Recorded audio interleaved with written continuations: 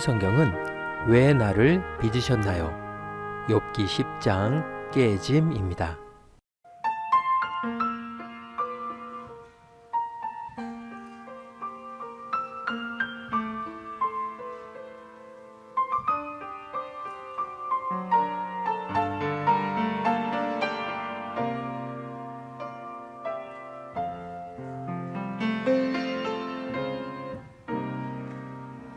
나를 지으신 이가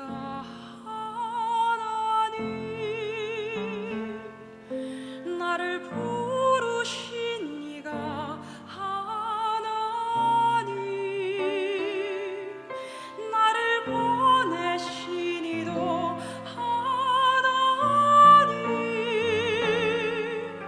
나의 나 된 것은 다 하나님 은혜라. 나의 달려갈 길 다 가도록, 나의 마지막 호흡 다 하도록, 나로 그 십자가 품게 하시네. 나의 나 된 것은 다 하나님 은혜라. 한량한 눈물에 갚을 길은 없네. 내 삶을 애워싸는 하나님의 은혜. 나 주저함 없이 그 땅을 밟고 나를 붙드시는 하나님의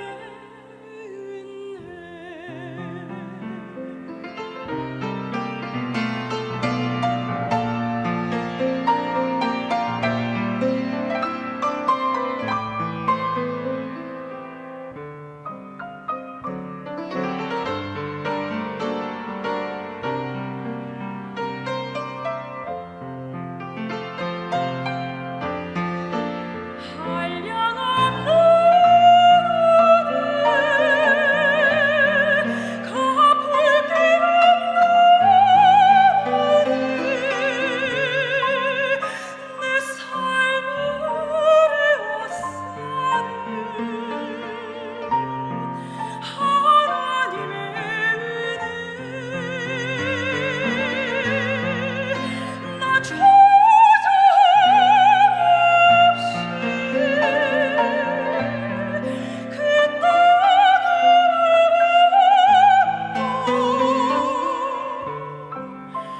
나를 붙드시는 나를 붙드시는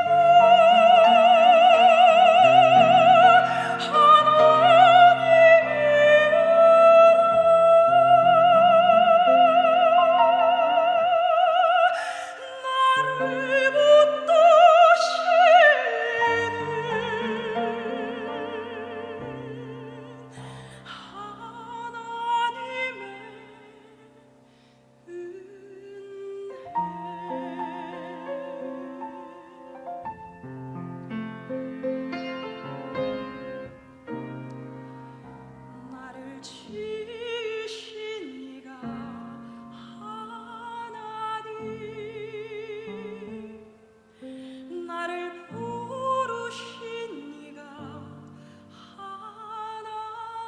하나님, 나를 보내신 이도 하나님,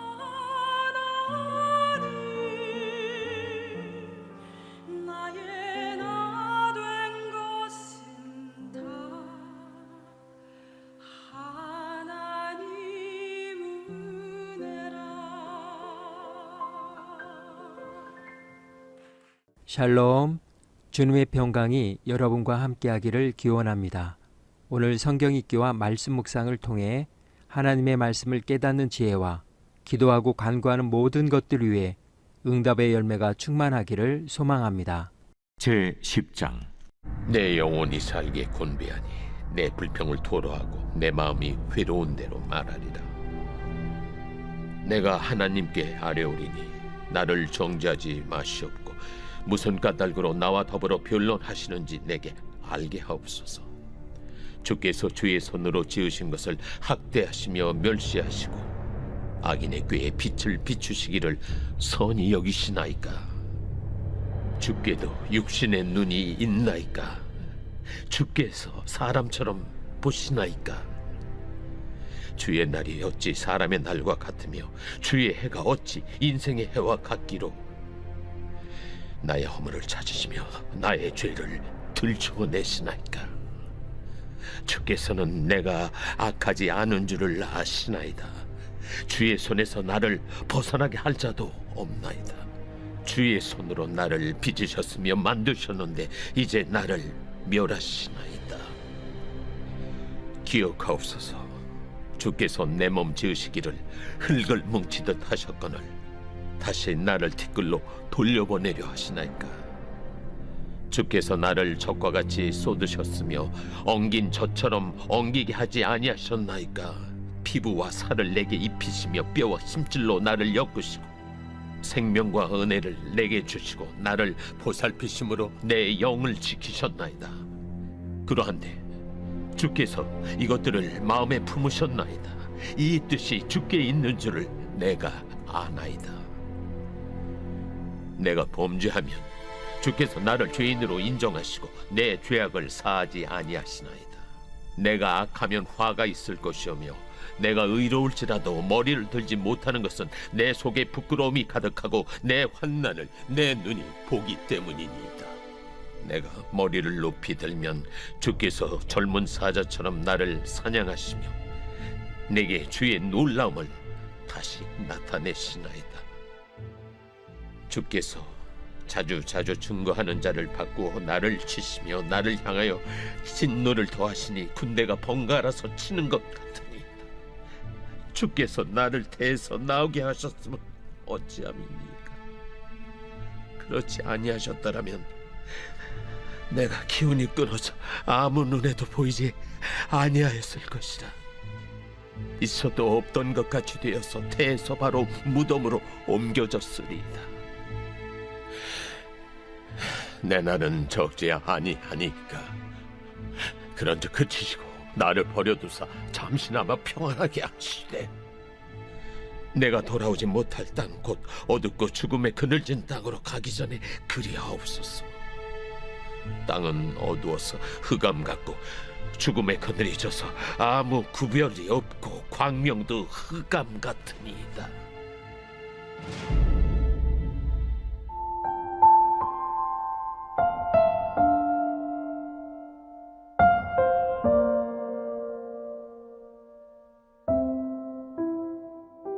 왜 나를 빚으셨나요? 깨짐. 깨짐은 단순히 부서지는 상태를 말하는 것이 아닙니다.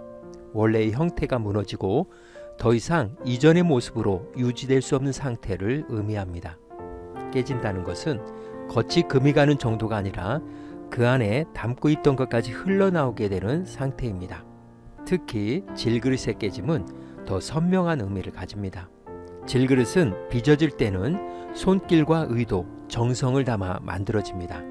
흙이 모양을 갖추고 불을 지나며 단단해집니다. 그래서 하나의 그릇이 되었다는 것은 우연이 아니라 분명한 손길의 결과입니다. 그런데 그 그릇이 깨질 때는 아주 쉽게 무너집니다. 한번 금이 가기 시작하면 더 이상 원래의 형태를 유지할 수 없습니다. 그래서 깨짐이라는 단어 안에는 두 가지가 함께 담겨 있습니다. 하나는 분명히 빚어진 존재라는 사실이고 다른 하나는 지금은 무너지고 있는 현실입니다. 깨짐은 단순한 파괴가 아니라 왜 이렇게 되었는가라는 질문을 품고 있는 상태입니다. 오늘 욥기 10장의 주제어는 깨짐입니다. 맡겼다고 해서 고통이 사라진 것은 아니었고 질문이 멈춘 것도 아니었습니다. 오히려 그 맡김 이후 그의 마음 깊은 곳에 눌려있던 말들이 하나님을 향해 터져나오기 시작합니다. 주께서 나를 빚으셨습니다. 주의 손으로 나를 만드셨습니다. 그는 자기 인생이 우연이 아니라 하나님의 손에서 나온 존재라는 것을 알고 있습니다. 그래서 그는 다시 묻습니다. 그런데 지금 왜 나는 이렇게 깨지고 있는 것입니까? 질그릇처럼 금이 가고 더 이상 본래의 모습을 붙들 수 없을 만큼 산산이 부서지고 있습니다. 왜입니까? 이 질문은 하나님을 떠난 질문이 아닙니다. 오히려 하나님을 향하고 있기 때문에 가능한 질문입니다. 나를 빚으신 분이 하나님이시라면 지금 이 깨짐 또한 그분과 무관하지 않기 때문입니다. 그래서 욥의 말은 점점 깊어집니다. 왜 나를 이렇게 만드셨습니까? 왜 이렇게까지 하십니까? 차라리 존재하지 않았더라면 좋았을 것입니다. 그의 고통은 이성으로 정리할 수 있는 수준을 넘어섰습니다. 이제는 존재 자체를 흔들고 있습니다. 숨을 곳도 없습니다. 피할 곳도 없습니다. 하나님 앞에서 자신의 모든 것이 드러나 있기 때문입니다. 그래서 그는 마지막으로 이렇게 말합니다. 제발 잠시만 나를 내버려 두셔서 내가 조금이라도 숨 돌릴 수 있게 해주실 수 없습니까? 이것이 욥의 기도입니다. 정돈된 기도가 아닙니다. 아름다운 고백도 아닙니다. 그러나 이것은 하나님을 향한 가장 정직한 기도입니다. 깨진 상태 그대로 하나님 앞에 서 있는 기도입니다. 우리도 그렇습니다. 삶이 무너질 때 우리는 설명보다 먼저 질문을 하게 됩니다. 왜입니까? 왜 나입니까? 왜 지금입니까? 그 질문이 올라올 때 믿음이 없는 것이 아닙니다. 그 질문을 하나님께 가져가지 않는 것이 더 위험할 수 있습니다. 한숨도 하나님께로 향하면 기도가 됩니다. 그러므로 깨진 상태에서도 하나님을 향해야 하고 무너진 자리에서도 하나님께 말할 수 있어야 합니다. 그것이 믿음이 아직 완전히 깨지지 않았다는 증거입니다. 오늘 하루 성경 구약 성경 읽기 내비게이션은 욥기 10장 깨짐이었습니다. 이 시간 기도의 자리로 나아갑니다. 우리는 하나님께서 빚으신 존재임을 믿으면서도 삶이 깨져가는 시간을 지나갈 때가 있습니다. 그럴 때 질문을 억누르기보다 그 질문을 품은 채 하나님께 나아갑니다. 깨진 마음 그대로 주님 앞에 서며 다시 기도의 자리로 나아갑니다.